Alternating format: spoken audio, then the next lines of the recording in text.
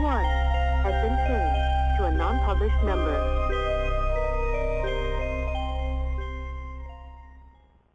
Warning, the following show contains conservative posturing, radical Christian ideas, and may offend pagans, Wiccans, Islamic fundamentalists, and other unenlightened individuals. Callers and guests may be subjected to brash and offensive comments by the hosts and any other type of bullying tactics available. But that's okay. We know why you're here. This concludes this test of the emergency broadcast system. Tonight is Monday, October 27th, 2008.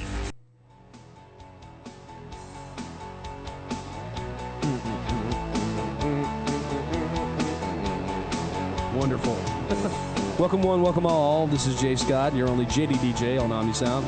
This is Trent Lackey. Papa was a rodeo. Welcome to World of the Unexplained. Tonight, we have two guests. One, our first guest, actually, Judy Oates, will be coming to talk to us about 2012 and her take on all this craziness getting ready to come down the tube. Our second guest is going to be a return of Sam Stahl from last week, talking about his book, Dracula's Heir, as well as some of the other stuff he's working on. So that basically sums it up. Pretty cool. In a nutshell. Final week before Halloween, y'all. That's right. That's it. Oh, wonder what the most popular Halloween costume is going to be this year. Obama, yeah, actually. You think so? I mean, in general? I mean, that's who I'm dressing up like. Barack Obama. Yeah. Your arch enemy. Yeah, I'm dressing up like him. Yes. No, I'm kidding. I'm Scott not.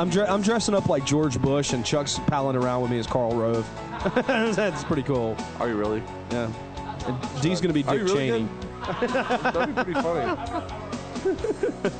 That'd be cool if we all got those masks and like walked around in suits together. That would just be hilarious. Yeah, I remember a couple of years ago when I was dressed up like the devil on Franklin Street.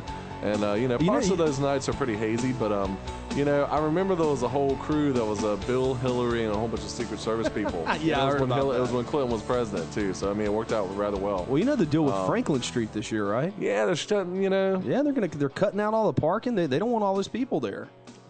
What's wrong with them, man? They don't want their streets clogged. Well, I understand. Maybe they're just I don't know, because, Halloween is part of the partying and the chaos and the whimsy, and that's the problem sometimes with Halloween in general is the fact that, you want the whimsy and you want the chaos, just not too much of it. But, how can you really control chaos before it gets out of hand? By voting for John McCain. And then you pull it back, and then all of a sudden it's less chaotic, and then it becomes so sterile and unpleasant. I could go on and on about this, but apparently you have some propaganda to read. I do. I have propaganda to read.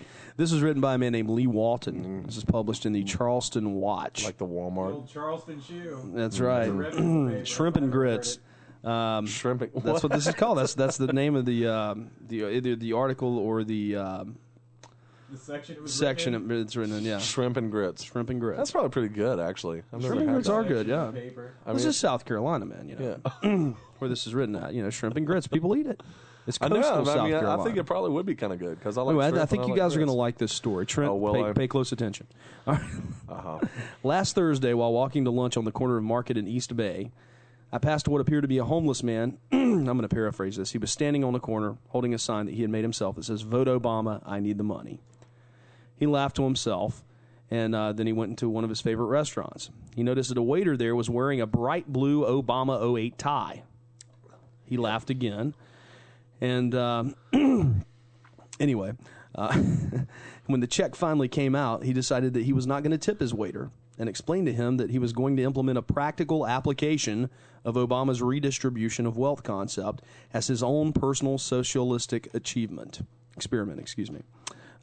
He stood there in stoic disbelief as I explained to him I was going to redistribute his rightfully earned $10 tip to someone who I deemed more in need. A homeless fellow standing a few blocks north in front of the Harris Teeter parking lot. The waiter stammered a few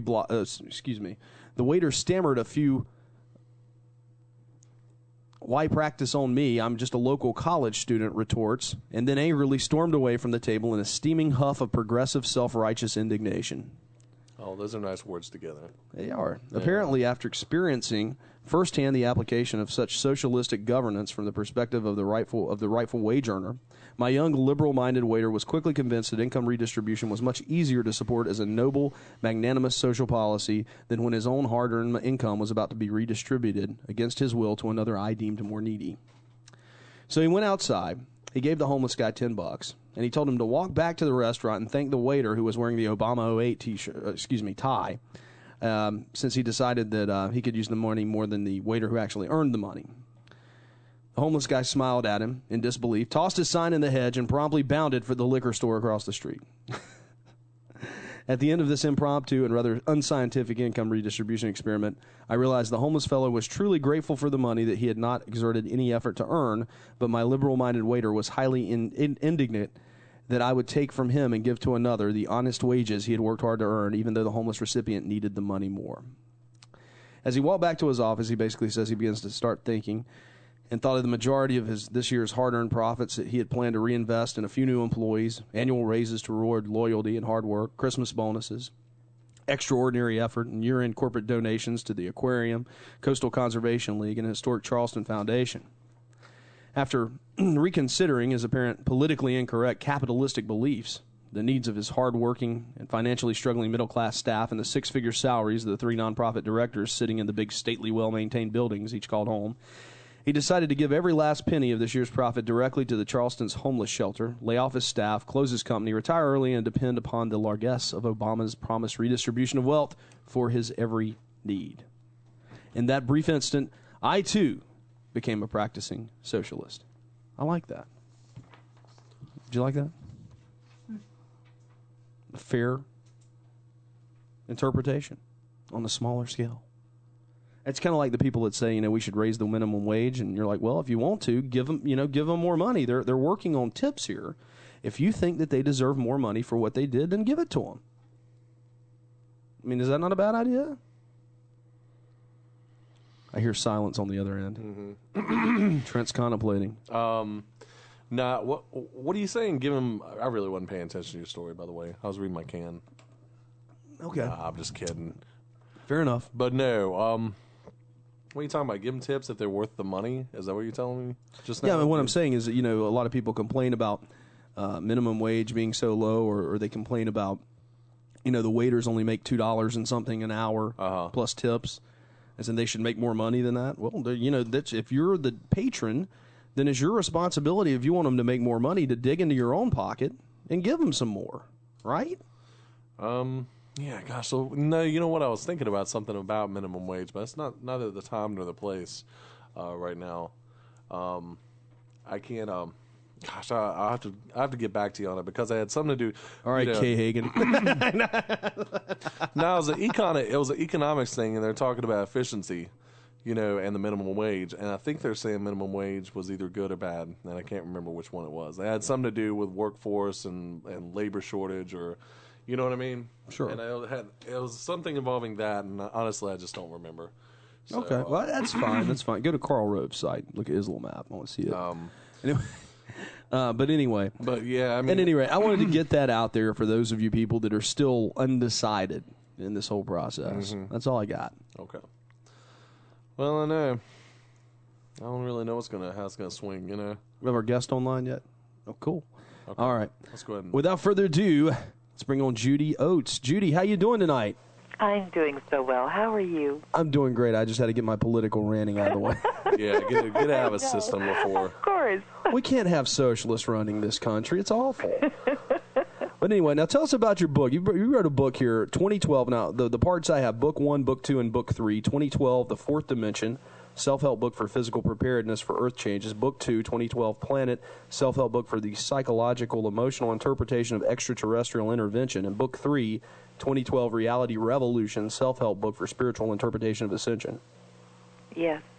Okay. Right, a trilogy. A trilogy, like the best movies. Oh, now when is this going down? Is this going down like the Mayans say in December? What's the date, Trent? 21st. December 21st, 2012. Is this at the stroke of midnight? Is this at 6 in the morning? I mean, when? We want to know. Well, supposedly. Are you familiar with the McKenna brothers? I am McKenna brothers. Okay. This is really interesting. This is called the time wave theory. And the McKenna brothers were two scientists, and they went to the Central America, and they wanted to have a vision quest with a shaman. And so they took the local herbs, so to speak, and they were hallucinogenic. And they went down there in a very sincere form. I mean, they were not looking to get high, so to speak. That's an awful long way. They drove a long way for that, right? But when they came back, they both had an identical vision, and that was more or less at the revelation that the I Ching, Book of Changes, was more than just a book. And so they started, as scientists, working with a group of mathematicians, and there were a few failures, but what ultimately happened was that they created what they refer to as the time wave theory. And in time, there are usually two factors. One is habit. Habit is what always happens. We have wars, the economy goes up, the economy goes down, and it's just repeated cycles. There's also an interjection of a thing called novelty. Novelty is when you have the agricultural revolution, then you have the industrial revolution, then you have the information revolution. And so these tremendous things which alter the world from there on out are called the aspect of novelty. And sometimes they're counterbalanced.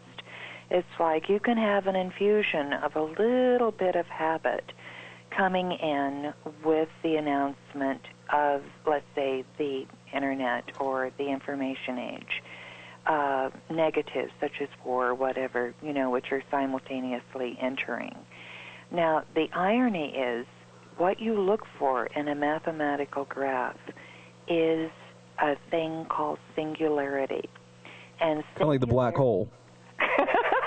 And singularity. Yeah, like small black holes, right? Is this a singularity? Isn't it like a black hole? I don't know. I'm asking. I don't know. Well, you could refer to it as such. Okay. Because the Mayan definition of what a black hole is very different than what ours is, and so there could be a definite correspondence.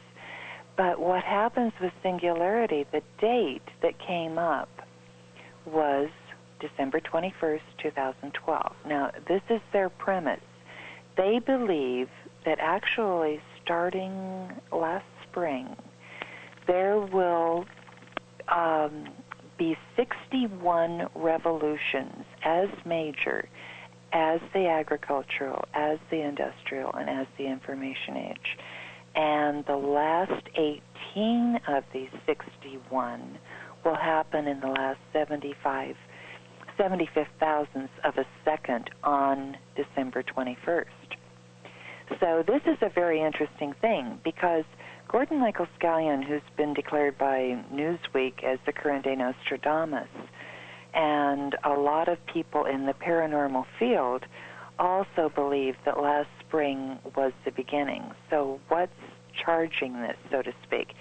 Supposedly, it's the sun cycle that we're in, the 11-year cycle, and it's bringing about an unusual effect in the third eye with an increase in production of melatonin and DMT.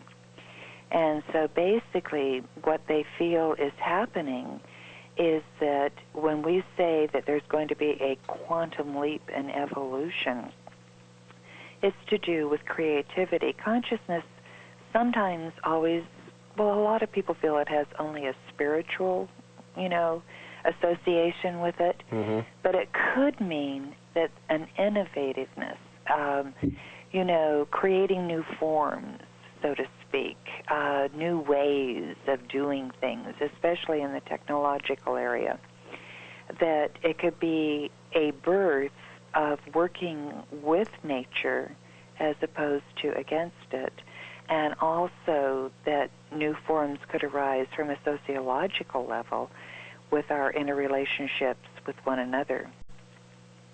So this sounds kind of benevolent somehow, in a lot of ways. I mean, this change is just, excuse me, I'm sorry. This seems to be, I don't know, kind of positive for the human race. But a lot of other people say that it's going to be catastrophic and horrible. Well, yeah, and you see, the first book basically. When I found out about Casey's predictions, it was about 30 years ago, and Gordon Michael Scallion's, Aaron Abrahamson's, The American Indians, the first book has basically to deal with their prophecies. but it also tells you techniques of how you can prepare for things should these things happen. And as you know, with prophecy, it's you only say, that it was correct after the fact, so to speak. And but it's very interesting because the scientific community is also taking a direction towards substantiating geologically, I should say, that these things definitely are a potential. And as you know, the weather patterns are changing. And a lot of highly irregular things involving the four elements have been occurring and increasing every year. So the first book deals with, how to deal with that. The second book goes a lot into the Jungian approach of psychology and emotions and how basically an attitude to life which is a little bit more positive, so to speak. And a lot of it had to do with his integration of, meeting with... It's funny with Jung, he's actually been called the father of the New Age. He was very much involved with studying all religions, very much involved with the Gnostic religion, and reinterpreting a lot of symbols that we had. But one of his premises, which I thought was really rather intriguing, is that many of his patients, so to speak, had given up. They had nothing to cling to, so to speak, as far as any foundation of life, philosophically. And he said, create your own myths. He said, create something so that you have something to hold on to aspire towards. And he didn't put it in the realms of spirituality so much, more as, just general good thoughts that you would teach, a kindergarten student. And he said, to create something for you and live it, But he wrote a letter to Freud, and he said, this was in, I'm trying to think of the year. Well, I can't.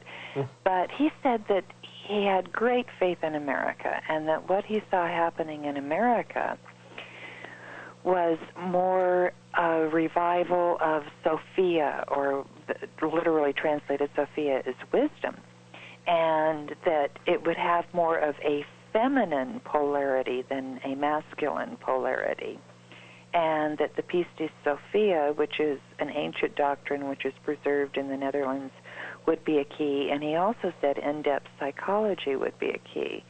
But he felt that something major was going to happen about this time in America and everywhere. And it had to do with the collective conscious. It had to do with the collective unconscious. But one of the things that he also stressed, he was he had Philemon. And Philemon, he was channeling. Are you aware of this about Jung? No. This is all new to us. Philemon, I've never heard of that. Yeah, and he also channeled another teacher who was from India. And this is in books that you will find that aren't your usual Psych 101, Really? Yeah, they can't put that in there. But, come on. But he was basically going into a very, very positive change that he saw occurring actually about this time in history.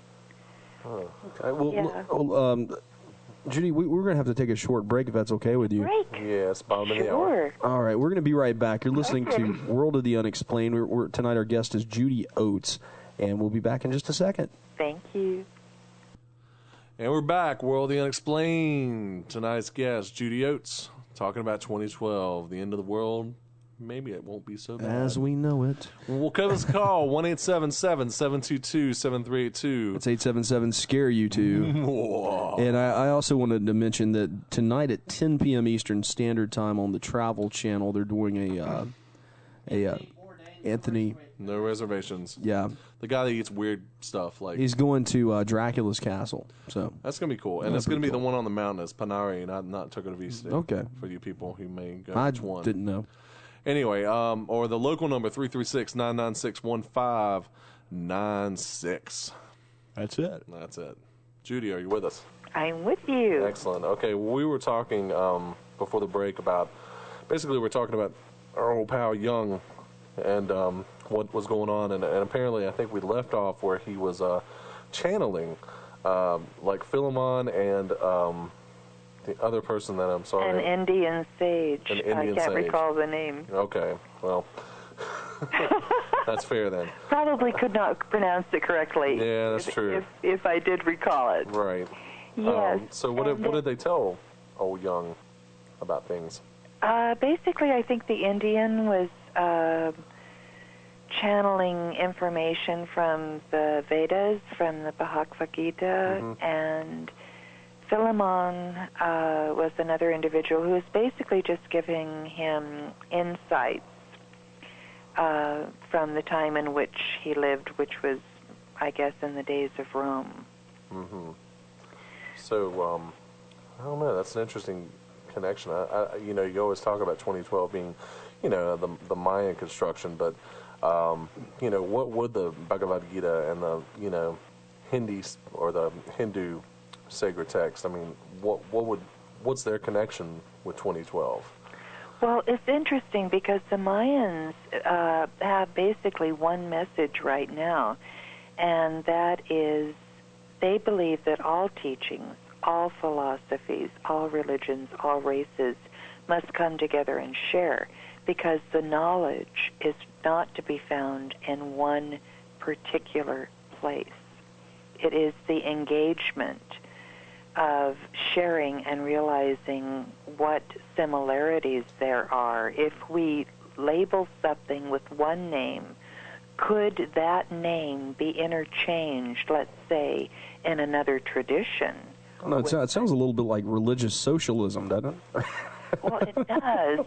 Yeah, I guess it could be interpreted like that. It is. You got to share. What about what about the Muslims? They're going to be a little mad, aren't they? I mean, they've been dying for Allah all these years, and now they got to share. Come on.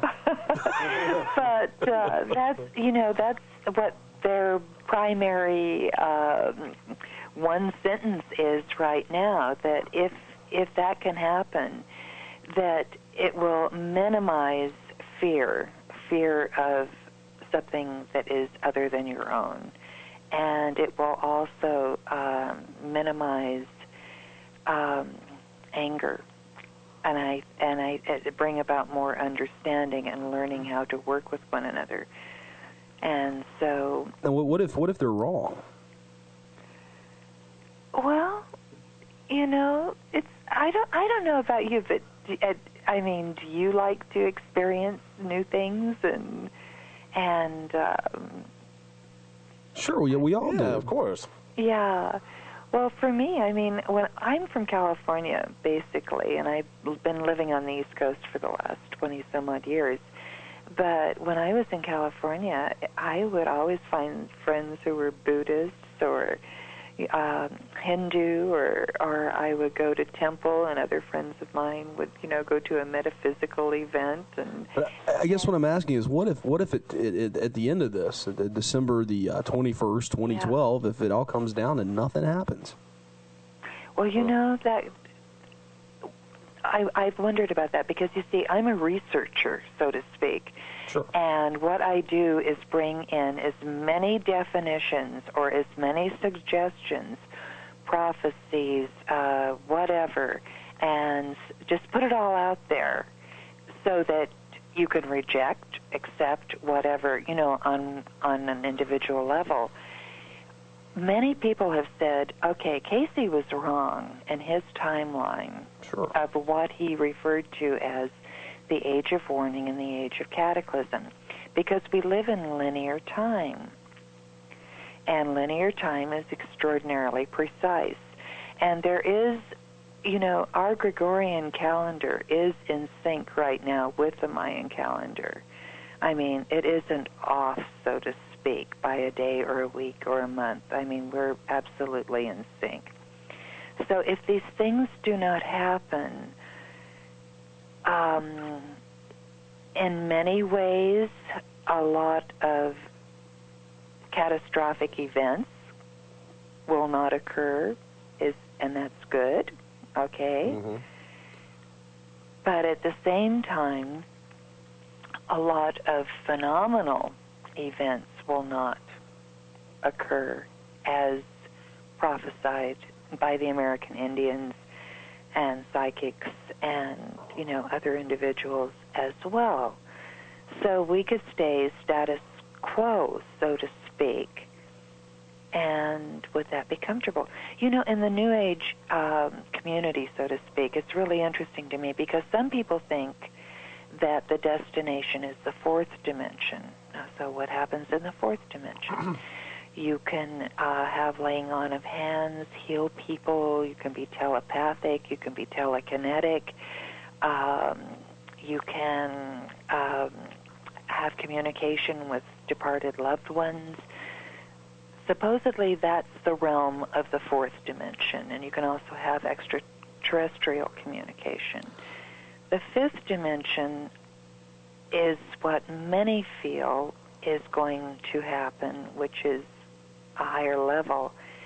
And that to create that dimension, they feel that thought forms, if enough people believe that the fifth dimension will come, then groups, work towards that on a mental level. The interesting thing to me is the foundation is that the Earth is in its third incarnation. This is like Matrix and Neo, okay? Supposedly, the other two incarnations, we blew the planets up, okay? And that... Mission accomplished. Oh, we're done now. So bad. That was so bright. And that if we can somehow avoid doing that and learn how to work in harmony with one another, that the ascension will occur. So there are two different schools happening. Now, this was another thought that I found fascinating. Someone said 2012 is not a date, it is a destination. In other words, maybe looking towards all the good things which are, foretold about it. And that could happen, know? What is so? You know what? I'm sorry, Scott. Go ahead. This really is a really, really off-topic thing, but I maybe I'm just that. Wait till you hear mine. But go ahead. Okay, good. Well, I'm just really that dense, but I know I was writing it out. Okay, just now, the date December 21st, 2012. And, it's a series of numbers, 12212, and then all of a sudden, that seems an awful lot like a comparison between the binary alphabet. I know the binary is just zeros and ones, but it's a series of repetitious numbers going on. And you had mentioned something earlier, just kind of briefly, about technology. And I wonder if there's some way that the evolution or the change would involve technology. Like this. I don't know. Like I said, it's a pretty far out there thought. Yeah, on one level, there's an assumption that one of the articles or sections of the book is about the holographic universe. Mm-hmm. And that basically, through David Bohm's work and whatever, that this could be a gigantic hologram, life, ourselves, and that it's a computerized program. And it goes on, off, and that when you have the precession of the equinoxes, which is a Platonic year, which is due to end at that date, that basically a new computer program comes in. Now, this sounds exactly like Matrix, but this is also an assumption, And when you're talking about technology, there's one assumption, and the books are just filled with very unusual, good dinner talk. Absolutely very unusual concepts, but it makes you think. Gosh, now of course I've just lost the thought. Which is the pill that takes you back to normal in the movie? I think it's the blue pill. One. Okay. I think it's the red one that you take. Is it the take. blue one? I don't know. But technology, there's an assumption that it might be possible that the reason that we have the computers right now is because it's training our minds to be that fast. And that if the telepathic ability comes in, you will no longer be a singular, but you will be a plural consciousness.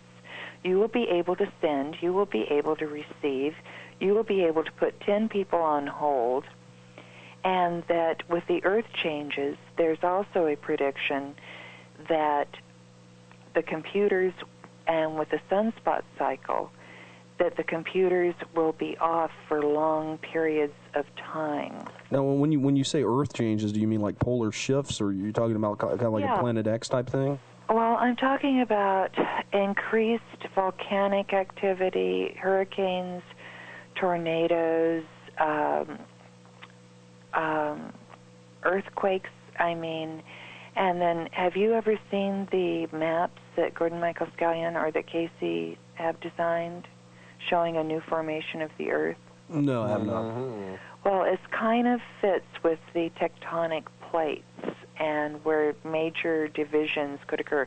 Of course, both of them, along with Aaron Abrahamson, believe that Atlantis will reemerge, that Lemuria will reemerge, and that there's a special group of children that are being born right now who will be able to read the tablets contained within the temples that arise, and that other areas will submerge that are part of our Earth right now. And the American Indians are very much for this too. They feel that there is a cleansing or a purification that needs to take place, and it's only done by fire or water. Okay. And Judy, I hate to interrupt you, but do you have a website people can check this out at, get your book at? And I have to tell you, if you go to the website, you have to go through Google, because I have found that some of the search engines, there was a group of teenagers in Britain who were about 14 who started a rock band, and they fell in love with the name of my website. Oh, no. And so they have kind of adopted that as one of the singers' names. Oh, my goodness. And instead of getting them, if you go through Google, it's Manda, M-A-N-D-A, 2012.com. And Manda is a pseudonym that I write under because it's an old Aramaic word which means knowledge. So it's basically just putting whatever theory there is, out there and letting you find something or reject all of it. And it's a story. Basically, it's written in the form of a story of 5 dysfunctional families. No. Let me ask you this: Do you believe that aliens are going to play a part in this whole thing? I do. Have you ever read Sitchin's works? Zechariah Sitchin, I'm familiar with some of it. Yeah. Yeah. I've read a little bit of it. What I'm asking though is where I'm getting to is this: how do we know that maybe those crazy evangelical Christians are right? That they're right about all the here's a theory. Let me throw it out. Okay. The channeling was channeling demons. Now this is based on another guest that I had earlier. Last week? Mm-hmm. Last week, 2 weeks ago. Yeah, I think so. The channeling was channeling demons. The aliens, when they come and this new thing happens, the aliens say, "Well, we created you," and the aliens are actually demons, and it's all done as a what's the word, guys? A Luciferian deception. Yeah, I think that's what he called it. Yeah, well, I think it's very important to be respectful of everyone's opinions, and because we are in a realm of discussion, which basically there is no tangible proof, so to speak, that that individual could be valid. his opinions, her opinions, could definitely be of total merit. I look at it another way, and the thing is, we're dealing with theory. Aren't we? Yeah. Yeah. So that individual, for all I know, could be right on. But I prefer, in my ideology, to perhaps interpret it another way. One thing that I do know is that when I've spoken to different channelers, some of them have told me that they do not know the grade, so to speak, or the hierarchy of these individuals, or if there is an intent because the words are so benevolent. Do you know what I'm saying? That everything is coming across as very embracing, but they're just giving out words, so to speak. They're not saying to take action or to do anything. As far as point of origin, yeah, Sitchin and others have, it's not just the Anunnaki, which Sitchin speaks of, who were supposedly geneticists. And, there are other quite well-known individuals who warn us of the activities of the reptilian or those of, Zeta Reticuli. Yes, David Icke. We've had Mr. Icke on our show before. Yes, and there are others, who speak of the fact that the Pleiadians have intervened. Wait a minute, who's the guy with the Palladians? Billy Myers. Billy Myers. Right. Who's his American representative? We've had him on before. Right. Michael something or other. Anyway, go ahead. I'm sorry. Yeah, and that the Palladians perhaps were too protective and therefore inhibited our development, and they have to now step aside, and that the Syrians have been very, very instrumental in helping us from, building the pyramids, whatever, when there was the situation of the demise of Atlantis. So when you look at all of that, I think one of the things that was very interesting to me is a website called the Nibiruan Council. It's actually Jalila Stars. And she has a principle in which basically of what she calls a curative that is interpreting, regardless if they did something awful, okay, if this is true, if there is, extraterrestrial influence which contributed to our leap, so to speak, the missing link in evolution, that to be non-reactive. In other words, there are always good guys, there are always bad guys, regardless, in a group qualification. And that the best thing to do is say it could be possible. She definitely believes, that it is possible. But to be more non-reactive than to say, well, yeah, now all the Greys, because, they made the deal with the New World Order and everyone else was left out. But to look at them more or less that they're dying. They're trying to find solutions. That's why you have, the abductions. But then could it also be, and this was her suggestion, could it also be that if you believe in reincarnation, that a pact was made before you incarnated, that you agreed to this? That's a very interesting point. Unfortunately, we're running out of time, Judy, and we've got another guest to bring on. But we do appreciate you coming on the show. Could you give us the best way to find your website again? Yeah, definitely go through Google, and it's Manda, MANDA 2012.com. And I thank you so much for your time this evening. No problem. Thank you so much for yours. Coming on, and we happy appreciate Halloween. it. And you take such good care. You the same. Okay. All righty. And that was Judy Oates. Bye. Amanda2012.com. Google it. Don't. Google it. Yeah. Don't just type it in. You might get a British Wow. pop band. Interesting stuff. You know. Oh, it's interesting. All right. You know. Dee actually brought up a pretty good point. I just didn't have time to. I couldn't bring myself to. Yeah. Anyway, Dee brought up a pretty good point about the 2021, 2012. Yeah. That they actually could be a series of coordinates. Could be. Like I'm piecing, could be in Trent's backyard. Piecing it together. It's like my latitude in minutes and longitude in minutes. You know what I'm saying? Yeah. I mean, really, you could plot that on a map somewhere on the planet. Go Earth. for it, man. I think you should do it. I think so, except I don't have a. If it map does come in your hand. backyard, then it's going to be weird. Yeah, might be. We would have a whole show on that. Right. I mean, we would. It would be a whole show. I don't think that's going to happen, but I mean, you know. Or it could be the coordinates for. It could point you in the ocean. You'd be like, "That's where Atlantis is, right there." Exactly. You know, that's right what there. I'm saying. We could write a book, right? See, look, I just gave someone a great idea. Crap.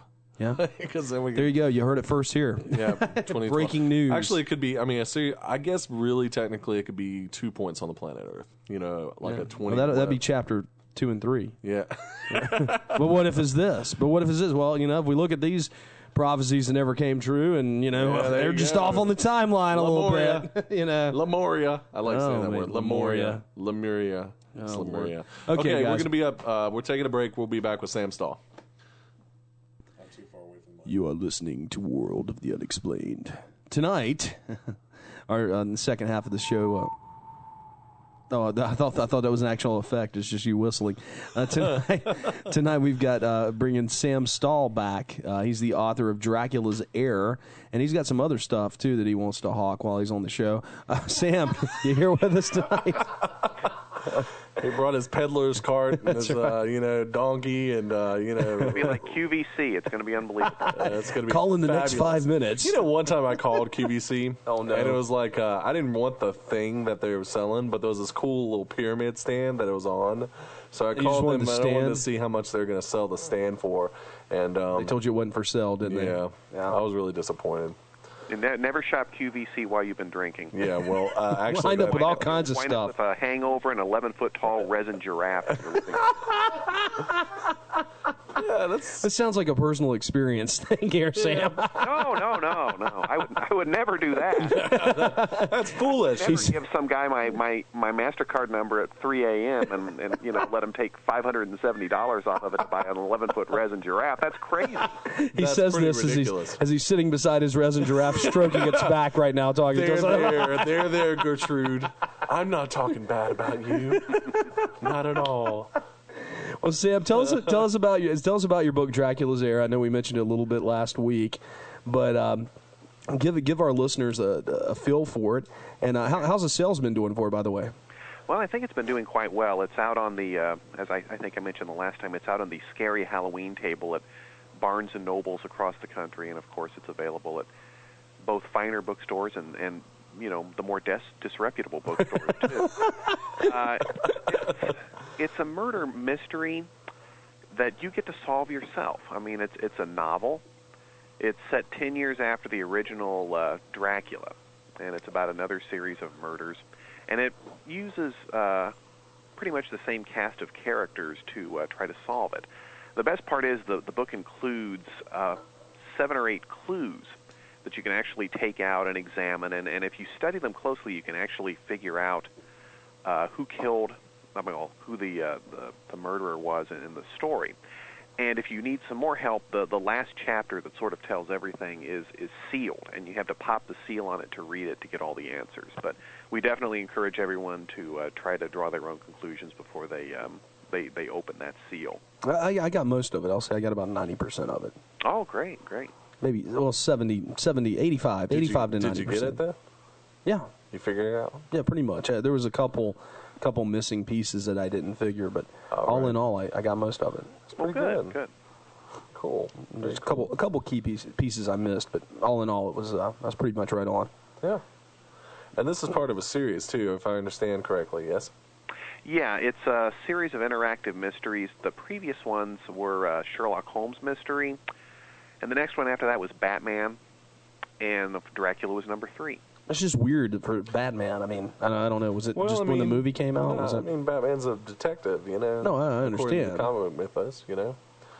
So it's all detective stories. Strange. Yeah, I think it kind of fit in. Yeah. Well. But you know, you always think of Batman as punching the crap out of people, not necessarily going around with a microscope, trying, in a magnifying glass, trying to find clues. That's true. That's true. He's the Batman. He's the Batman. According to the films, they call him the Batman. He's the Batman. Getting everybody together in the drawing room and deciding who the killer was just doesn't seem like his style. That's true. It's like, and I claim it's you. It's Colonel Mustard Professor in the study with the candlestick. I'm sorry. No, it's more like. Go ahead. I'm sorry. I don't know. No, I was just going to make it. No, you've written some other stuff too that's on the, I guess, in the macabre realm, correct? Or the weird. I did a book a couple of years ago called Suburban Legends, and it's a compendium of just horrific things that have happened in the suburbs. Everything from hauntings to actual real life desperate housewives to.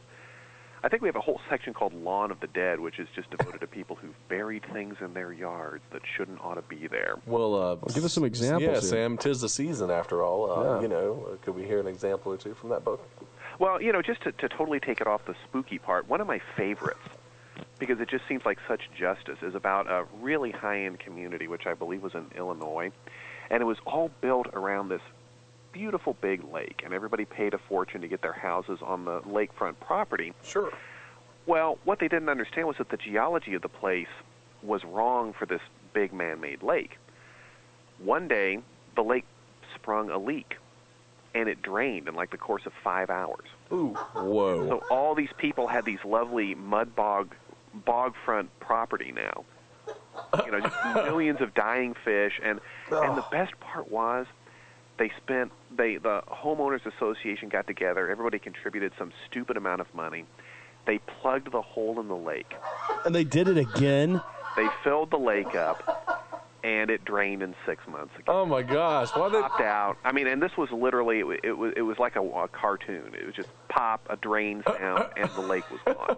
Oh my gosh! That's ridiculous. I mean, who would put a plug in a lake anyway? Which I really enjoyed. I also enjoyed the story. There's a lake out in California that apparently hosts a gigantic prehistoric monster, kind of like the Loch Ness Monster. Uh-huh. Very big. Everybody talks about it. No one seems to register the fact that this is a reservoir that's only been there since the 1920s. Oh, right. Yeah. I mean, the best part is there are actually photographs on the internet which kind of look like, someone stuck a piece of bubble gum on the lens. It literally could be anything. And well, it was an egg that was sitting in the mud for millions of years, sort of like what frogs do. And then the water came around, and then and over the course of time, you might want to develop that. The Sci-Fi Channel might want to. The Sci-Fi Channel That's true. Into a Saturday night movie. That is true. I've seen some pretty rough ones on there before. I really should pitch that idea, and I'll pay for college that way. There you go. Now, have you written anything for Sci-Fi or any of these other channels? Oh no. Actually, this is kind of my beginning forays into this thing, because I have a friend who is also a writer and a novelist who said, with this Dracula book, you should be working the horror convention circuit now. Yeah, you could. That's true. You could do it. Yeah, I'll tell you would. Sell them. You could join the Horror Writers Association. They have the what's it called? The Stoker Award. They do. They give it out every year to short stories and to long novels and novellas as well. But they do that for the writers of the Horror Writers Association. So it's like, that's wild. Yeah, it's you should Google it sometime. You can see it's like a Stoker Award they give out every year. Wow. I think they even have dinners and meetings and stuff like that. I'm not sure. Yeah, that's pretty interesting. I used to want to be a writer a long time ago. Wow. Never. Yeah, this is the wrong time. No, don't do it now. Get in the time machine and go back about 80 years when people read. Yeah, no joke. Tell me about it. Isn't it awful? Yeah, no kidding. I mean, I don't know. The kids today don't trust anyone under 30. Wasn't that the thing, Chuck? Yeah, I think that's what they said. That was the book that the guy wrote. Oh, no, it wasn't. It was don't trust anyone under 30. I can't remember his name. The guy that wrote it. Neither can It was a good book, though. Good book. Really funny. Yeah. A lot of truth to that. Terrible grammar rules and LMOLO, and you know what I'm saying? And they just shorten everything down to like... This whole texting internet generation is meaningless just... drivel, really. It's awful. Yeah, it is. But. So let me ask you guys, is October the big month for you? Is October for you like, December is for Mannheim Steamroller? It is. Yeah, really it is. And, and the sad thing is we usually have this big spectacular thing planned for October, and this year we've just kind of been asleep at the wheel, for lack of a better term. And I was so happy to get you. I was just giggling. It was wow. Okay. It was that. I mean, it's just been, usually we have a very large show. Like, I think it was last October we had the guy that wrote the Monster Mash on. Oh, yeah, we did have him. And we had a bunch of actors from Buffy the Vampire Slayer. We had a whole cast of horror actors, directors. It's just a really big month for us, and we kind of do weird things with October. Yeah. Well, some of us are going to head to Sleepy Hollow. So yeah, I'm heading up to Sleepy Hollow for Halloween this year to shoot a documentary with a friend of mine. So that's going to be good. Yeah. No, really. Well, let me share this because I feel like I need to pull my weight. Sure, go for it. A friend of mine told me the greatest, absolute best Halloween prank of all time. And the best part about it is it's being cruel to children. Oh, no. Oh, okay. So you might want to, if you're listening at home, you might want to get out a notepad and make notes on this. Okay. What you do is, by the way, is it okay if I ramble for a minute? Yeah, go for it. That's what we do here. You go right ahead. So here's what you do, because he actually did this. You get a bunch of old clothes, stuff them full of straw, put a burlap bag or whatever, or a hockey mask on where the face is supposed to be, and you sit it out in a lawn chair on your front porch. And you set this out first week of October, and you leave it there the entire month. Day after day after day, unmoving, unchanging. Everybody gets really used to it. Okay. I have a feeling I know where this is going, but go ahead. Okay. Halloween night, you put the clothes on. I knew it. Sit right back down in the chair. And you wait. Oh, and that's so awful. My friend actually did this, and he said he stopped because the reaction was really frightening, and he was afraid people were going to get hurt. He had one couple just fly off his porch and leave their children. Oh, my gosh, that is awful. That is terrible. The children were just standing there in their little costumes. The kids are like, Mommy! The parents came back a couple of minutes later. Oh, my God. You don't say anything when you're in this outfit. You just kind of tilt your head awkwardly to the side and kind of shamble towards them. Well, apparently what he did was he just sat up and went, "They're not home." Oh, my God. Yeah. He maybe put a little too much English on the ball. And Trent, that sounds like something you would do. Yeah, actually does, unfortunately. That's really... Actually, when I was in high school, I did dress up like a scarecrow. Probably one of the best Halloween costumes I've ever dressed up as. I won an award, I think, that year for that costume. It was weird. We did that one year at our house. We did that one year at your house. Yeah, but it was Gil's sister. She dressed up like a witch. Uh-huh. And then every time we went You probably can't hear any of this, can you? Oh, that's okay. She would jump at the kids and try to scare them. No one can hear any of this but us. Great radio. I'm talking. Well, why don't you throw him a mic there? Get up here. This actually reminded me of a story that actually happened with us. My wife's sister dressed up like a witch, and would open the door. And when she would open the door, she would kind of jump at the kids to kind of scare them. And this one group of kids that came up, it was a young boy. He was probably about 8 years old, and his sister was probably about 4, which is just so funny, but so bad at the same time. When she jumped out to scare him, he literally pushed her in front of him and ran. Smart kid. Wow, man. I've got the weaker one. I've got a good story that's similar in nature to the one you just told. Not you, D, but you, Sam. I just want to say first, though, that really illustrates when you're being chased by a witch, you don't have to outrun her. You just have to outrun your friend. That's right. Exactly. It's the school of fish. Like, I don't have to outrun it. I just have to outrun you. But no, this happened. I'm very good friends with a local sheriff in an adjoining county, and he was telling me years ago what they used to do to all the new recruits on Halloween night, right after they finished rookie school and they were actually out working for a few months. Uh-huh. They would play this fake call over the dispatch. They'd have them dispatch this fake call to a local fish house and say that there's, this monster of some kind. They don't know exactly what it is, but they've had reports of this monster coming out and attacking these people at a fish house. Yeah, and so of course the field training officer that was with the rookie's like, well, we're close to that. And they did it on purpose. They kept them close to that. Everybody else on dispatch knew what was going on because it happened every Halloween. Mm-hmm. So we're close to that. Well, we'll take this call, and they'll ride down there. And then, they have some guy dressed up in this gorilla outfit, for lack of a better term. And he would jump out, as they were coming up, it was really silent. There wasn't a lot of people around. And then he would jump out from behind this, haystack and some other things. And they stopped doing it to, usually they'd freak out, and run and all kinds of things.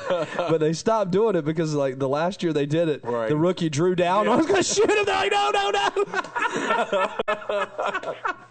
So and maybe if they start inventing Kevlar Halloween outfits, so no matter what they fire at, it's going to be bulletproof. That's I just thought that was a great. That would actually story. Add to the terror too. You put a round in them and nothing happens. Yeah. Then you're running. What did they think was going to happen? Exactly. I don't know. That's really rolling the dice. Yeah. Well, I think most of them just freaked out. They're new cops and they're on the edge, and then all of a sudden it's like, oh my God, it's Halloween night, and all of a sudden. Yeah, I don't know. This is another Halloween story, and it's totally unrelated to books or selling stuff. But remember that time we were in Mount Airy, in the scary haunted mansion or whatever. Now I'm a fairly big guy, all right, to say the least, and so I didn't know where I was, and there's this little burlap sack maze, and I got lost in the maze. And everybody else got out except me, and I was just kind of meandering through the maze, and I also speak Russian, so I was sitting there meandering through the maze, kind of muttering to myself in this kind of gibberish Russian, and people coming through thought that I was part of the exhibit. They thought he was one of the characters. For a couple of minutes. I wasn't in a costume or anything. I was just slurring. Trent's very tall and very large. He's impending. He really is. I was just kind of slurring Russian, and they wanted to hire me after that night. But, yeah, they did. They wanted to hire you for the next year. I should have. You can't buy this, baby. You can't buy it now. I know. You just can't really take that up. Well, let's get back to you, Sam. Sorry. Oh, okay. Total tangent, really. So are you planning on jumping into this horror genre as a possible? I'd love to. We'd love for you to. I would love to do it. I mean, if you guys have any tips, let me tell you this. It's kind of sad. I have written about, I think I'm up to 16 books right now. Okay. I've always been a horror fan. I've always been, and I'll go ahead and come out of the closet and say that I've got 10 or 12 short stories that I've written. Okay. Mm-hmm. And God help me, an entire novel that I wrote. Ooh, unfortunately, the novel, I don't know how to explain this, but anyone who's out there who is a writer will understand. The first novel that you write is like the first pancake you make in the morning. It don't look too good. You have to throw it away. You know what I mean? But, that was the genre I chose, and I've always kind of enjoyed it. I mean, as I'm sitting here, I've got a Lovecraft book sitting on the edge of my desk. Oh, my gosh, Lovecraft. Are you kidding me? I don't think you're right. I've been reading that all month. I don't think you're right about that pancake thing. I mean, look at Diane Steele. Isn't that her name? Danielle Steele. Diane Steele. I mean, that's just terrible writing, and she just continues to publish it. Yeah, but the difference is she's writing about rich jerks and stuff that happens to them, and apparently the rules of gravity don't apply when you're writing in that genre. Okay, neither do the rules of grammar. There's books in that genre that my dog could have written. Yeah, I agree. Yeah. To put it lightly. Another one-shot first time around, a book that Scott and I both read and loved was Elena Kostova's The Historian. Oh, that's such a wonderful book. That was her first novel, and it was a really, really good book. Wonderful book. And except maybe the end, we both kind of thought. Yeah, we thought the end was a little But, wonderful book, though. It'll take you a lot of places. Oh, wow. It was a very, very good... Kostova. Kostova.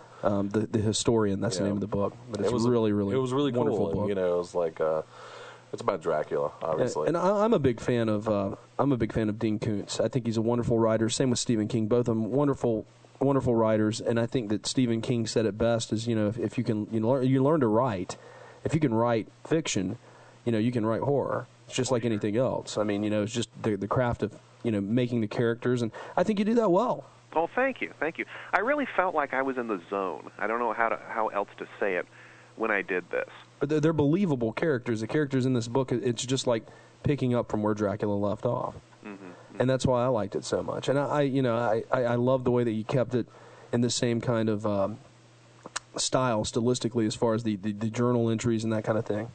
Yeah, I mean, the wonderful thing about Dracula is it did that format. The whole book is, diary entries, newspaper articles. It feels in that sense sort of modern, because that technique is kind of flogged these days a little bit, but it was very easy to pick up where he left off, where Bram Stoker left off, with that sort of format.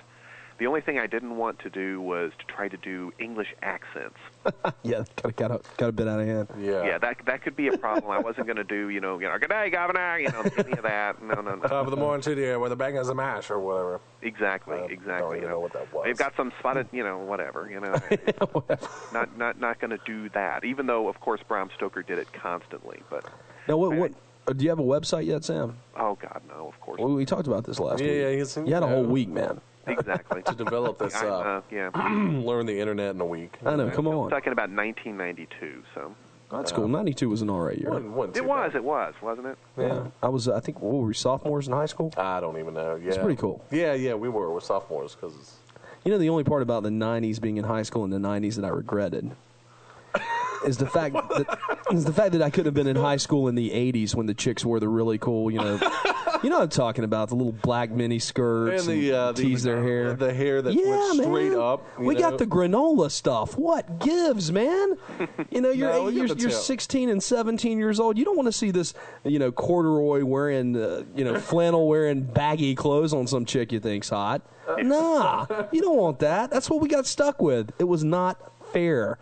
Anyway. Okay. Well, thank you for sharing. In the early 80s, every girl had to make the choice: am I going to be Cyndi Lauper or am I going to be Bandana? That's true. And you had to pick the winning horse, and a lot of girls went with the Cyndi Lauper thing, and she just kind of deflated after that first album. Yeah. Neat hair, though. Neat hair. For what it's worth. That's what I'm saying. The late '80s, you had your rock sluts. Then it was a whole different thing. Lita Ford. Yeah, Kiss Me Deadly. This has nothing to do with nothing Halloween at all whatsoever. Or horror writing whatsoever. Well, let me ask you. Lita Ford. Yeah. I don't know. That's kind of getting there. I mean, let's follow that. Let's do the. Okay. Ozzy Osbourne, Bark at the Moon. There you go. Yeah. Uh-huh. He played a werewolf in the video. He did. Yes. We're there. And also, actually, Ozzy could be incorporated into any kind of horror writing. Of course. In fact, what kind of horror genre is set in the late '80s in the rock scene with all that stuff? Well, I was gonna go back at something different. Okay. Sam, I'm sure you're familiar with some of the old Hammer horror films. Oh yeah, sure. I was thinking about that the other day. That's kind of it's a shame you don't see them more. I mean, when I was younger, you would see those. That was part of the stuff that got resurrected every Halloween, October. Yeah. And now you don't see them anymore. I know, it's awful. Recent stuff.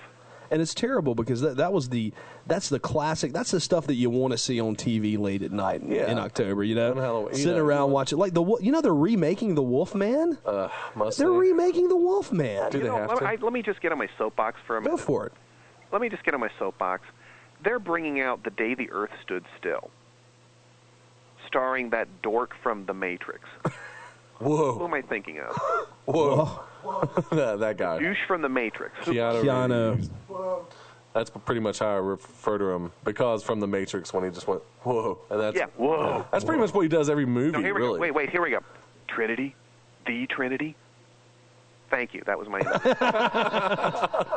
Bill, Ted. Right. My point is, why are they doing that? I mean, why are they remaking? My personal opinion is that The Day the Earth Stood Still is fine just the way it is. It stands up great.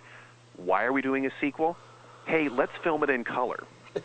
Basically, I mean, that's the only... what it boils down to. Let's redo it in color with state-of-the-art special effects. Mm-hmm. And now for the next 50 years, when people think of The Day the Earth Stood Still, they'll think of this nasty, rotten, crummy movie starring what's-his-face from, the Terminator, from The Matrix. Whatever it was. Well, now, I mean, some remakes are good. I did think that Bram Stoker's remake of Dracula was... the Bram Stoker Dracula, Francis Coppola. Yeah. I thought that was good. Well, I had Gary Oldman in it, man. Had a lot of good. Winona Ryder kissed that girl. That was pretty hot. That was pretty cool. Yeah. And they were wearing those like 19th century outfits, which pressed a lot of buttons for me. Oh yeah, me too. Oh It was yeah, awesome. yeah. There was a lot of good stuff. You know what? I liked the armor that he was wearing in the beginning of the movie. Yeah, That was very cool for what it was worth, because they don't ever show. But they took it. The thing is, they took it to a new level. You know, because you've got your classic Dracula, your 1932, 33. I don't remember which year exactly, and with Lugosi, and then you go up, and then you've got your Christopher Lee stuff, your Hammer film stuff, and then you get though in the era where it's always the same. You know, you meet this gentleman, he's Dracula. He's this, but they never went back in history. Yeah, and with this one, they start out. He's this. Element. Yeah, he's got Here's this. He's some like he's fighting for God, and God pissed him off. You know. Yeah. I mean, it was different, and it was good. Neat historical element to it. Of course, they had the impaled Turks, so it wasn't like the. But it was a very good remake, and you find so many remakes that are just so lacking. Dracula 2000. Don't even. Yeah, I don't even want to talk about that one, but I mean, example of a poor. Yeah. What was the Mary Shelley's Frankenstein starring Kenneth Branagh? And who was the monster? That was De Niro. It was Robert De Niro. De Niro, What an odd choice. And a friend of mine who is really into films said that it's a film where about halfway through you can just see that they looked at each other and thought, you know what, this is going in the tank. Let's just go crazy. And they just start chewing on every piece of furniture in the place, and it just becomes this nasty, stupid movie. I thought it was an awesome edit. I don't know. I haven't seen that film in a long time, and it never was one of my favorite. I guess I kind of like the goofy Frankenstein from the 60s. Name a recent horror film that you really liked. A recent all the way one? through. And I don't mean that you kind of like the beginning or the middle. Scream? One that's satisfied. Scream. A recent one. Is Scream not recent enough? It was like 90s. Okay, I'll accept that. Scream was Scream. Okay. Yeah. But now name another one from the last couple of years. Saw. The first Saw? Yep. Actually, I've liked the series so far. I've seen the first 3 of them. Can you hear him? Yeah, I got you. He said Saw. Said Saw. Chuck said Saw. Okay, I'll go with that too. And I kind of liked, I enjoyed The Ring. I enjoyed the original one. Yeah. The second one was awful. Yeah, Yeah. the second one was terrible. Are you talking about the Japanese version? No, he's not talking about Ringu. He's talking about the American. I'm assuming. And I will also say this: I take points off of them because it was a knockoff of a Japanese film, which aggravates me. Is it that hard to come up with a decent story? I know. Is it that difficult that we're remaking every single product from the last 50 years because we're just terrified of trying to come up with something new? Yeah, I think it is. Well, listen, says the guy who just wrote a sequel to Dracula. Yeah. Well, there's Halloween, that new one. I think that would have been a great film had it just been a prequel and they not tried to remake the rest of it. Yeah. Well, here's my feeling, and again, this is me going on and on at great length. I've always said that, before you spend, and this is the science fiction genre, before you spend $25 million on CGI effects, spend another $25,000 and get that script nailed down. Yeah, I agree. Because it's really a shame. this way we'll avoid things like the Chronicles of Riddick.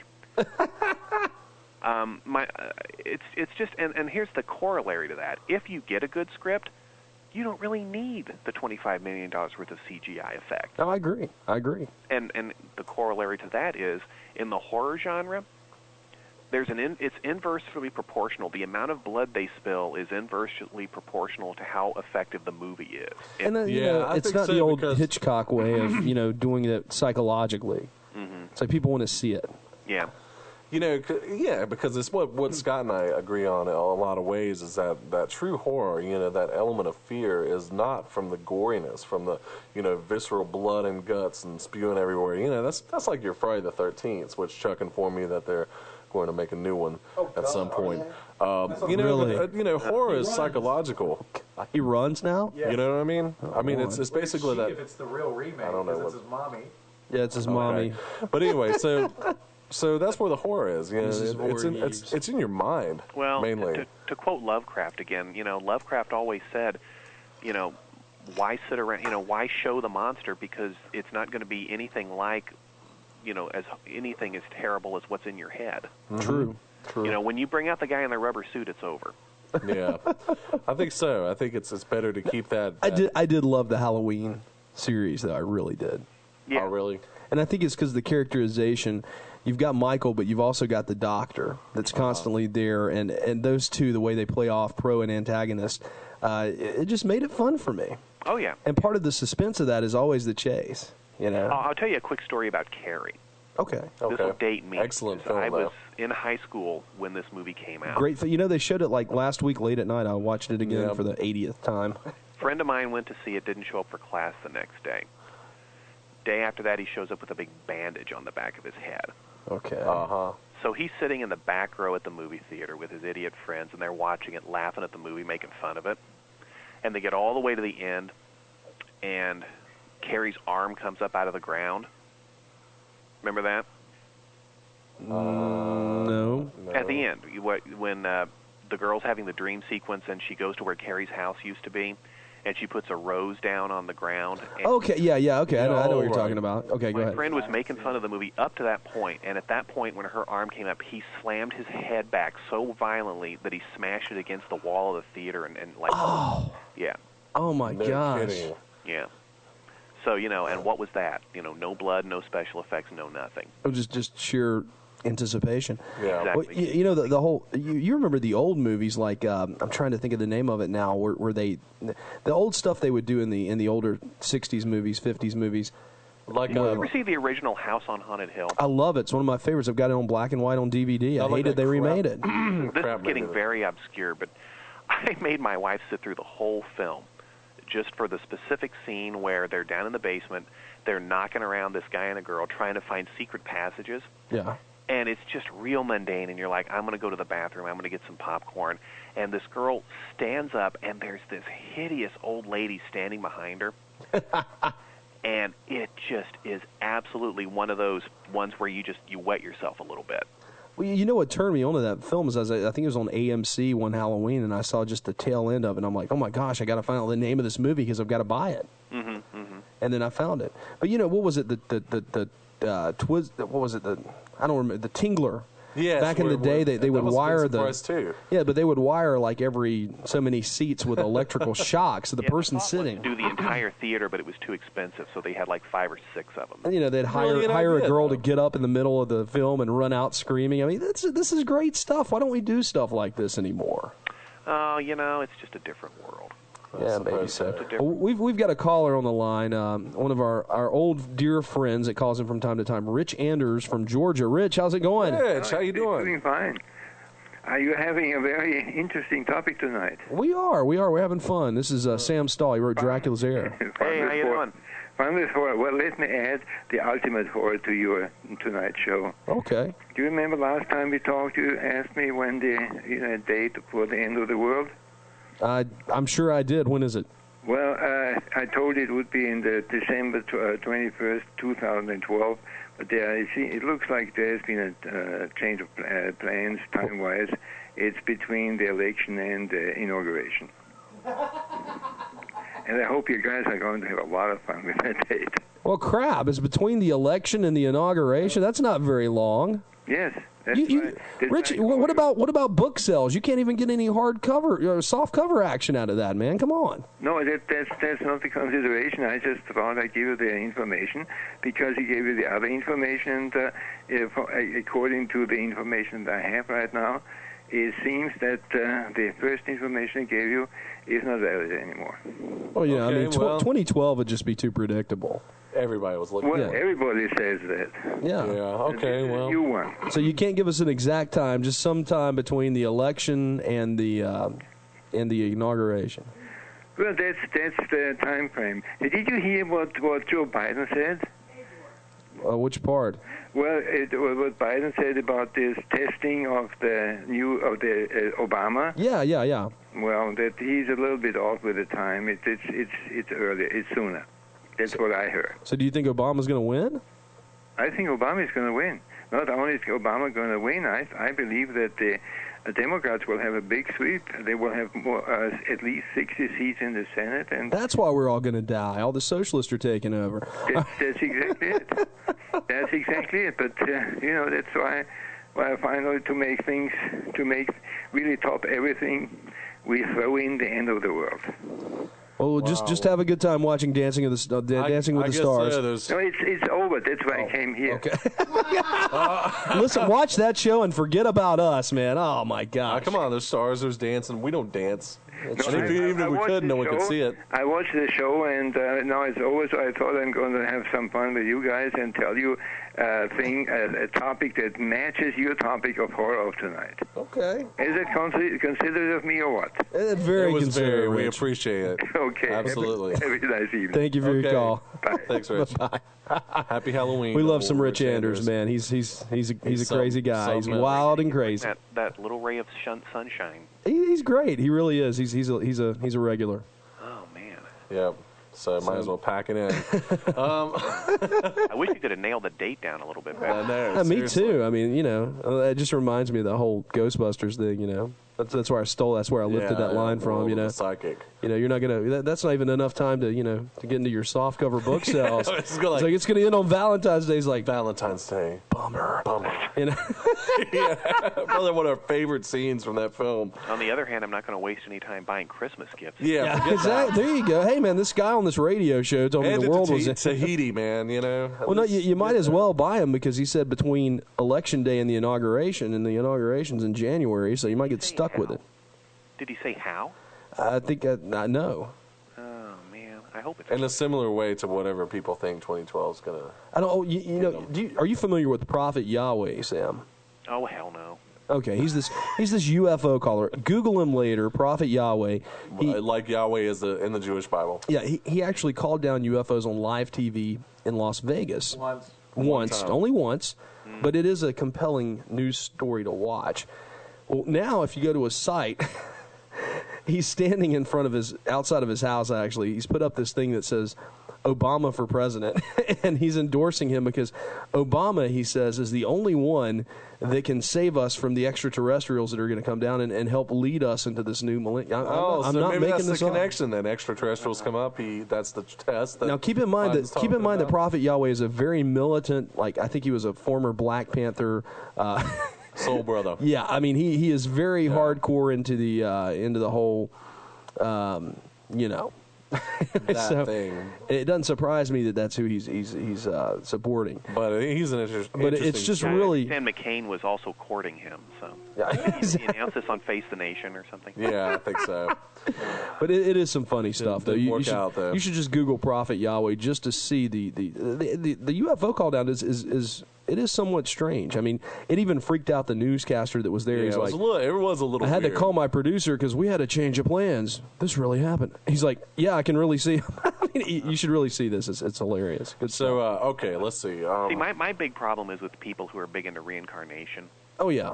Because my thing is, why does everybody say that in previous life they were a prince or a queen or a great woman? Oh, yeah. See, if you'd listened to all of our previous shows, we talk about this kind of stuff all the time. Who was the slave? Or, I swept dirt off of the floor for a king. 99% of all the people who've ever lived were turnip farmers who spent their whole lives hoeing turnips, and then they died, and they buried them in the turnip field, and they became turnips. Exactly. That's the human experience, I was Elvis.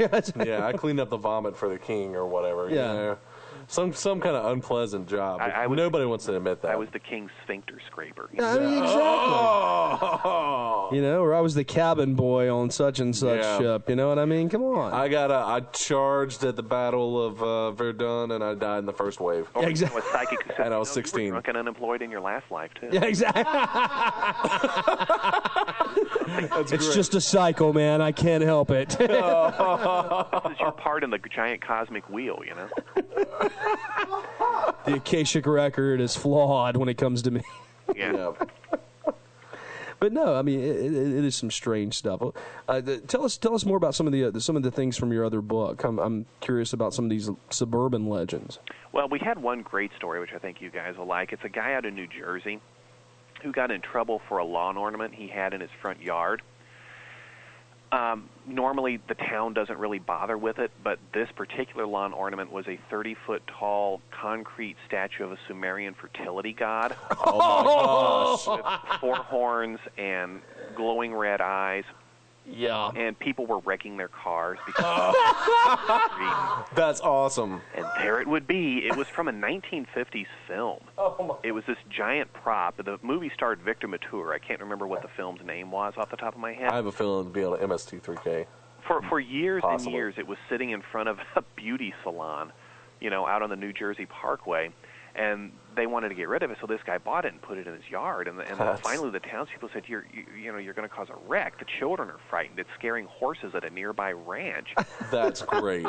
So oh my he gosh! moved it to his side yard and put a fence around it. But the fence is like 6 feet tall, and the statue's 20 feet tall. I would like to buy that and stick it out back in the woods because there's a major road that passes by, and at night people would see it in the woods. It wouldn't mess with people. Oh yeah, that's great. I mean, that's an awesome story.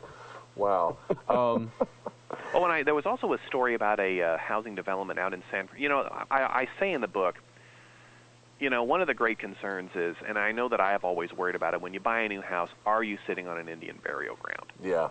Ever since Poltergeist, we always wonder. Yeah, we all ask that question now. And you want to know in advance before the walls start bleeding and your whole family's fleeing in its underwear at 3 a.m. some night. There's a very nice housing development out in the San Francisco Bay Area where they don't have to ask that question because they brought in, archaeologists to inspect the area before, and they know absolutely without a doubt that, yes, they are building their big, stupid houses on an Indian burial ground. Well, that's smart. Yeah, they just went for it. It was so great. They just went for it. It's like, we know this is an Indian burial ground. We know it's an archaeological site, but look at this view. Yeah, screw it. Screw this. I'm going to put my tennis court out here. And if we find bodies, we'll move them. As long as they don't get in the pool. Exactly. But then at least what's going to happen at some point. Your fate. At least when there's rattlesnakes all over your driveway and stuff like that. It's the Indians. Dead grandma calls up your 3-year-old daughter in the middle of the night on her play telephone. Exactly. That was creepy, man. For me as a child watching that was creepy. Oh, yeah. Or what the creepiest one was? I don't remember which. I think it might have been part 2, one of the sequels, where they've got the old reverend. Yes. And he walks up and it starts raining. I thought that was one of the creepiest scenes that guy was really scary looking. Oh, he was. Oh, it was terrible. What do you think it would be like to be him? And you just suddenly drive up at your bank's drive-through. And it starts raining. and the girl at the thing is sitting behind the glass and just kind of looks up. On the other hand, I'll bet he got kick-ass customer service whenever he went to. Yeah, that's anywhere he went, really. Yeah, exactly. And then of course, he'd get the best seat because no one would sit near him, and so on. There's millions of different. Yeah, this could go on forever, really. It's like the tall man from Phantasm. Ooh, yeah, he was double scary. Angus Scrim, I believe. Yeah, the scariest scene in that movie for me, because I always think that the most effective scary scenes is when something totally incongruous happens that just kind of jumps you out of the mundane. Sure. Uh-huh. It's where he's attending a funeral, and nobody knows what he is, except this kid who's watching him, and he stands there after the funeral disperses and everybody leaves, and then he just picks up the casket with one arm by himself at the end, like it weighs nothing, and shoves it back in the hearse and drives off. Boy. Yeah. My nips got hard just thinking about that. That was crazy. Oh my gosh! We need to put Sam on with Jason Offutt, another writer friend of ours in Missouri. You guys would be a laugh riot together. He teaches. We've had him on several times, and we cut up like this, and we talk about things that are totally unrelated to what he's working it's on. Horror movies, though. We talk about the genre. But he teaches college out there. He teaches a journalism class, and he writes. He wrote the book called Haunted Missouri, and he's working on a couple other ones. But we just have nothing but a riot. We find some guests we can really lay back with, and like you. And cut up with, and we just have a lot of fun. Let me lay one more story on you from the book. Sure, please. Indianapolis, Indiana. Very large 13-room farmhouse. Had to be moved to make room for a subdivision but they couldn't be knocked down because it was a very nice house. So they load it on a truck, and it's one of those deals where, it goes half a mile in a day, and the local paper, the Indianapolis Star, sends a photographer to take pictures of it. And I happen to live in Indianapolis, so I talked to this guy who took the shots. He took them back to the Star, put them on his computer, and didn't notice anything weird about them. But when they ran the next day, they started getting all these phone calls. If you look at the very top window in the house as it's rolling down the street, you see the outline of what distinctly looks like a little girl in a blue dress. Oh, my gosh. Looking out. No way. Here's the best part, and this was the part that freaked me out a little bit. I called him and I said, what do you think? And he said, well, rationally, the room was painted blue. There was a torn screen on the window, and I could see how, under the right conditions, this could be an optical illusion. Okay. And I said, well, did you ever get the picture up on a screen and just, get it bigger and bigger and bigger? And he said, yeah, I did. And I kept getting it bigger and bigger, and it looked like a little girl in a blue dress, except that she had no face. Ooh. Yeah. Yeah, that freaked me out a little bit. That's a good one. Yeah, that's mighty good. It's almost that time. No, what's the name of this book again? It's called Suburban Legends. And where can people find this at? Oh, everywhere. Go to Amazon. Okay. And when did this come out? This came out two Octobers ago. Oh, wow, okay. Yeah, that seems 2006. That's a lot of... I wish we had you on then. I know, seriously. Oh, no problem, yeah. So but, it's I would have been sitting here. Sam, it's been a pleasure. It really has been. Dracula's Heir can be purchased at any fine and disreputable bookseller all over the U.S. Probably the disreputable may be a little more fun. Well, you can get it on Amazon right now. You can save like 30-some% and get it for like $16. I mean, that's a steal for this But book. it's an excellent good book, guys. Go out there and get it. Well, thank you very much. It's been fun to talk to you guys. Absolutely. We definitely have to have you back in the future. Yeah, well, give me a call. Okay. Thanks so much. Let us know right your new they won't projects. let me go out anymore. Get a website by next time, Sam. Yes. Just just find someone. Drugs I'm taking right now makes me photosensitive, so I have to stay in the house. I would add to the nice howler effect, while you read your Lovecraft and sip your fine brandy or whatever. Well, this was our Halloween episode, and Sam, thank you so much for being a part of it. Excellent. Thank you, guys. Have a good evening. All right, Thanks, you too. All right, bye-bye. Bye-bye. Sam Stahl. Good stuff. What the producer's waving his hands, and you're pointing. For Black Cat Tours. Oh, Black Cat Tours. Oh, yeah, we need to mention that. Gosh. I can't believe we forgot that. Yeah, great tour. We'll have to talk about it next week. But Black Cat Tours. Yeah, it was really a lot of fun. Oh man, BlackCatToursNC.com. Super job. Good stuff, man. You got to go. We had a great time. They did it up right for us. Mm-hmm. Absolutely. And there's a story actually, and I can tell it now because Cora didn't mind. Did she tell it to you on Saturday? Yeah, she did. I don't know if I have enough time though. Let's tell it next week. We'll keep them baited with anticipation. But thanks again to those guys out there, Sam Stahl. They did a great job. Yeah, Judy Oates. Yeah. Make sure you wear a nice costume to this Halloween. Oh, yeah, I'm dressing up like Obama. I'm kidding. I'm George W. Chuck's going to be Rove. Yeah. And D's going to be Cheney. I'll be Chewbacca, as I always am. As always. Basically, every year I'm the same guy. I'm going to be Dan Rather, and I'm going to walk around with Trent because he's Chewbacca. Dan Rather reporting Chewbacca. Walk around with a mic. Go from door to door. No one will get it except for everyone that listens to this show. And if they see us in their town, they'll be like, oh, my God, it's Jay Scott and Trent. It's the beauty of Halloween. You can be what you want for one night. I just want to be Dan Rather for one night. And I just kind of am forced to be Chewbacca against my own will. I always man and women, the women that man has seen. Dan Rather. Sorry. Anyway, guys, you have a happy Halloween. I'm going up to Sleepy Hollow Wednesday, and I'm going to tell you all about it next Monday night. So until next time, you're listening to World of the Unexplained. This is Jay Scott, your only JD DJ on Omni Sound Radio 1. This is Trent Lackey. Keep it real or keep it squeal. Chuck, take it out. Yeah.